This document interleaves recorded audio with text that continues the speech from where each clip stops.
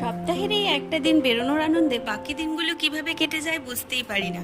শনিবার দিনটাতে বেরিয়ে একটু এদিক ওদিক ঘোরা, এটা সেটা খাওয়া দাওয়া কেনাকাটি না করলে যেন সপ্তাহটা সম্পূর্ণই হয় না। আর এদিকে এরকম ফাঁকা রাস্তায় বাইকে ঘোরার একটা আলাদাই অনুভূতি। আর ঘুরতে ঘুরতে রিলস তো আমাকে বানাতেই হবে। এবার রিলস ভিডিও বানিয়ে নিয়ে চলে এলাম সুভাষগঞ্জের একটা ফেমাস চপের দোকানে। এই কাকুটা খুব সুন্দর ফিশ ফ্রাই, চপ ও ঘুগনি বানায়। দেখো, ফার্স্টে ঘুগনি নিয়ে নিলাম ও তারপর ফিশ ফ্রাই। খেতে খুব টেস্টি ছিল আর দামটাও খুব রিজনেবল। তোমরাও ট্রাই করে দেখতে পারো।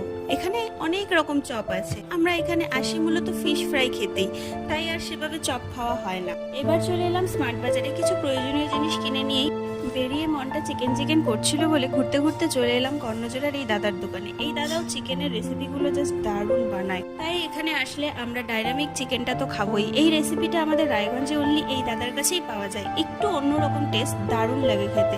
এই ছিল আজকের ব্লগটা। কেমন